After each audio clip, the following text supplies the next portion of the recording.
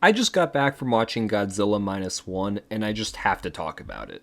Now, I haven't seen many Godzilla movies. In fact, I've only seen the original 50s movie and the recent 2014 American one.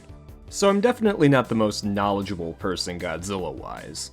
That being said, I had seen the trailers for Godzilla Minus One, and I knew it was its own independent story separate from all the other countless Godzilla movies, so I figured I'd check it out. Now, I'm not going to go into specific spoilers in this review, I just want to talk about what I liked from this film. Right away, the film has a spectacular opening in its post-World War II setting. Again, I won't say anything specific, but let's just say you get thrown into the story right away. We meet our protagonist Shikishima, who is a kamikaze pilot who stained his honor by coming back from the war.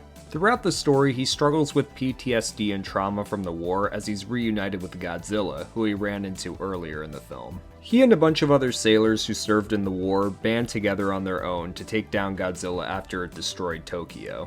I really like the post-World War II setting they chose for this film, especially from Japan's perspective.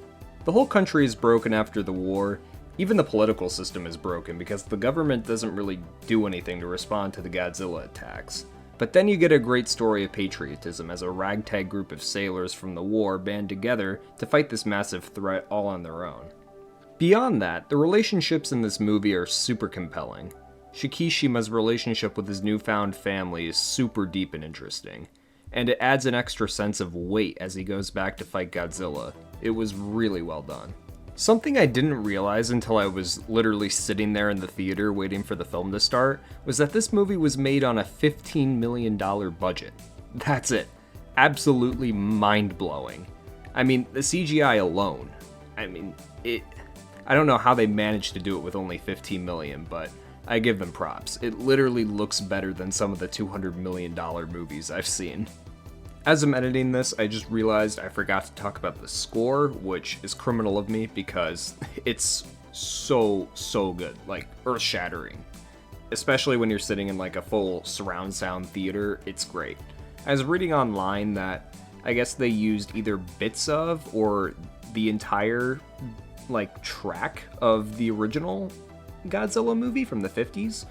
And when I said I've seen it, it was really like, it's been like 10 years since I've seen that original movie. So I can't really confirm or deny that it was used in this, but that being said, I think regardless of how it relates to the 50s movie, it's still really good. So yeah, all in all, I recommend seeing this one for sure. One thing I will note though, is this film only has Japanese audio, so you'll have to rely on the English subtitles. For me, I haven't seen many movies with subtitles at all, so it took me a while to get used to it, but by the time it was about, I'd say a third of the way through, I was pretty much acclimated. So I definitely recommend catching this one in theaters. I give it a 10 out of 10. Definitely one of the biggest shockers of the year for me, but absolutely deserving of that rating.